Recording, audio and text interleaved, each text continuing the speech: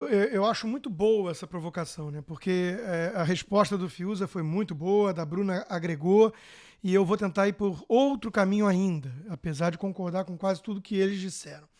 Eu acho que esses termos são reducionistas, eu acho que gera confusão, mas também tem alguns valores ali, alguns conceitos que definem o que se entende por esquerda e direita. Eu quero chamar atenção para um outro ponto, que é o poder, é o controle. O Lord Acton, ele escreve no livro dele que a liberdade sempre contou com poucos amigos sinceros. O que ele quer dizer com isso, eu acho que pouca gente se coloca do lado do alvo das legislações. Normalmente as pessoas se colocam do lado do legislador. Né? Tinha que ter uma lei para isso. Se eu estivesse no poder, o que eu faria? Então, existe o conservador autoritário, entre aspas. Não é bem conservador, é uma direita autoritária, mas existe aquele que quer usar o aparato da força, do monopólio da coerção, que é o Estado, para impor o modus vivendi que ele acha adequado. Então, eu começo por esse preâmbulo só para chegar onde eu pretendo, que para mim, essa mudança de quem é transgressor ou não tem muito a ver com quem está no poder, com quem está no comando, no controle.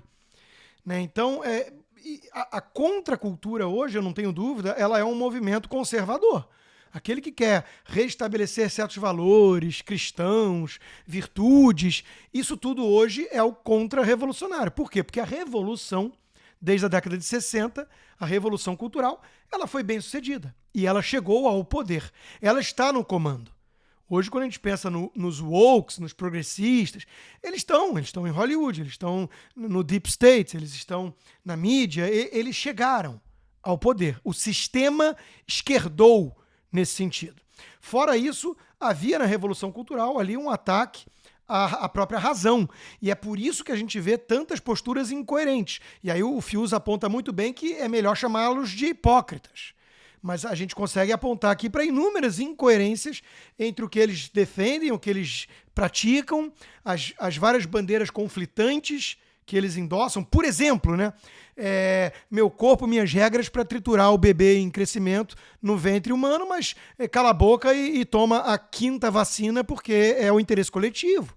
Então, ou então o movimento LGBT contra a islamofobia. Né? Então, são coisas assim que a gente tem dificuldade de entender, aparentemente, mas eles destruíram a razão. Né? É a coisa mais curiosa do mundo. Quem vai dizer o que é verdade? Eles alimentaram isso durante décadas. Não existe a verdade. E eles são os mesmos que querem combater via controle as fake news, as mentiras. Então, tudo é muito louco. Por isso que gera tanta confusão. Agora, houve esse avanço da tecnocracia, do Estado administrativo, desse Deep State, e essa turma, esses tecnocratas, junto com jornalistas, junto com atores, artistas, eles estão imbuídos de uma visão progressista, entre aspas, né, e totalitária. São os novos carolas. Né, são aqueles que querem controlar a vida de todos nos mínimos detalhes. Até porque, se você permitir um espaço para a liberdade, essas incoerências todas, esse próprio autoritarismo deles, disfarçado de abnegação, de altruísmo, isso vai ser escancarado, isso vai ser exposto. Então, eles precisam sempre ir dobrando a aposta. Então, hoje não resta a menor dúvida de que o transgressor é alguém que é o quê? Um rebelde contra esse tipo de sistema dominante. E o sistema dominante é um sistema com uma visão tecnocrata, pseudocientífica e absurdamente autoritária. Então nós estamos enfrentando isso. Por acaso, ontem, eu via com a minha esposa, depois do jantar, um pouco do David Chappelle. Né? E eu conversava com ela sobre... Assim, ele vai longe, né? ele fura os limites ali. E eu estava pensando, o verdadeiro humorista, porque o próprio humor serve para isso, para chacoalhar um pouco instituições mais envelhecidas ou hipócritas demais, ou anacrônicas, como colocou o Fiuza, enrijecidas, né? Mas ele tem que ser um iconoclasta. Eu penso no George Carlin, né, antes dele, assim, todos esses, o Dave Blur, né, esses humoristas. Por isso que o Porta dos Fundos virou uma coisa meio patética. Porque eles tinham essa pegada, só que depois eles aderiram a esse sistema. Eles vão fazer, mais uma vez, piada com o Natal, já está tudo pronto, prego, sei lá o quê, e já tem entidade católica tentando entrar na justiça, né, para barrar. Agora, vai ter alguma coisinha contra Maomé, ou contra as feministas, ou contra os movimentos raciais? Não, né? O Chapelle não, o Chapelle enfrenta tudo isso. As verdadeiras igrejas poderosas de hoje, as verdadeiras inquisições, os Torquemadas de hoje, que não é o padreco velhinho, defensor dos valores cristãos, é o movimento Mitsu, são os canceladores, são os chacais e hienas que conseguem destruir uma vida, fazer o cara perder o emprego, fazer as empresas se dobrarem e doarem milhões e milhões para essas causas. Como fizeram, por exemplo, com o Black Lives Matter, que é marxista, quer implodir o sistema. E hoje mesmo, enquanto gravamos, tem uma reportagem muito boa na Fox News que eu levei para a Gazeta do Povo, como minha coluna, sobre esses CEOs das empresas varejistas, como Nordstrom e outras, que doaram milhões e milhões para esses movimentos e agora estão mandando uma carta ao Congresso americano pedindo mais rigor na aplicação da lei na Califórnia, esses lugares que foram tomados por saqueadores. Eles ajudaram a criar o monstro. Essas empresas, esses CEOs que assinam essa carta, tem muitas empresas ali que estavam doando dinheiro para o movimento Defund the Police, que tem tudo a ver com esse caos, com essa anomia que está sendo gerada, principalmente nesses lugares bastante democratas. Né? Então, basta ver o humor. Né? Quem é o rebelde? Vai ver o humor. O humor decente, independente, corajoso, ele precisa desafiar o status quo. Ele desafia o poder. Quem está no controle. Ninguém tem medo de esculachar o Bolsonaro com piada. Já os ministros do Supremo, sim. Já Maomé e o Islã, sim. Já o movimento feminista, o movimento racial, sim. Então, a transgressão, ela está batendo de frente com o sistema. E o sistema hoje foi tomado pela esquerda, entre aspas, por essa turma que envelheceu. Eles eram os contra-revolucionários hippies da década de 60, só que eles chegaram ao poder. Eles estão em Hollywood, eles dominam a indústria toda da mídia. Só tem eles, só tem os filhotes deles lá. Então é sobre controle, é sobre poder.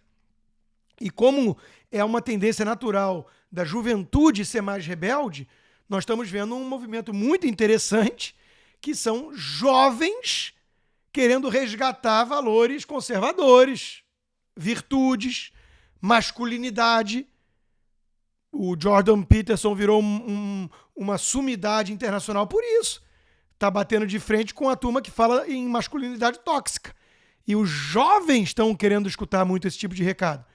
Porque o controle, o poder, o establishment que envelheceu, está dizendo que o homem tem que ser o Justin Bieber, Justin Trudeau e Justin Timberlake.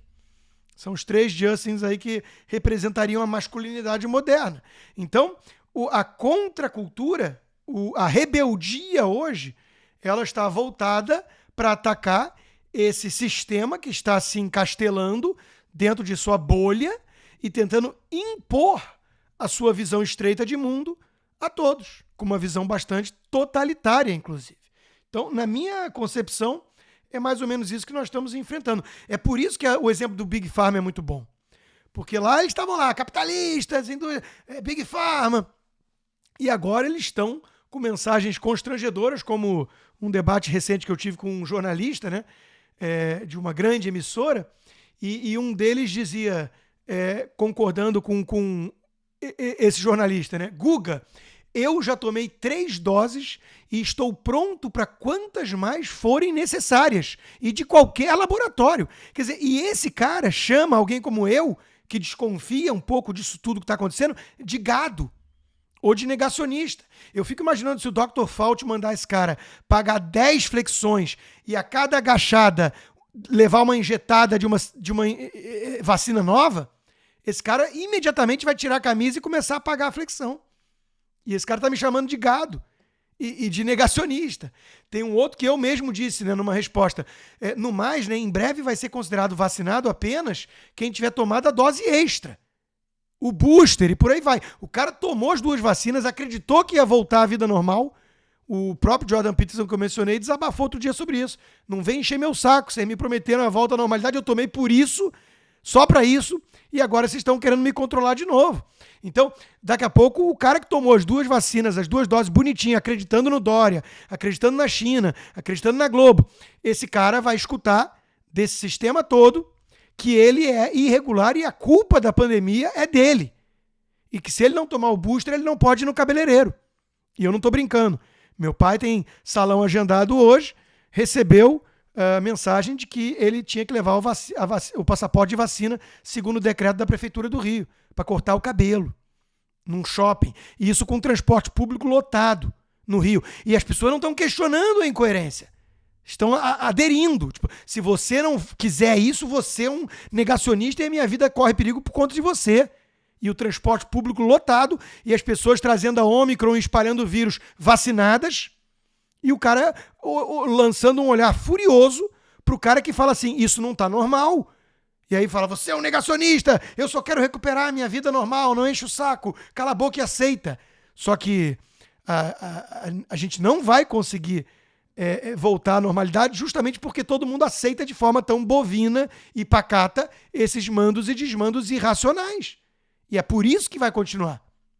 Porque as pessoas estão pouco rebeldes, estão pouco questionadoras. Né? E aí eu dizia, né, que vai estar considerado irregular esse cara, e se não acreditar na ciência do Dr. Fauci, e veio um cara embaixo e falou assim, que assim seja.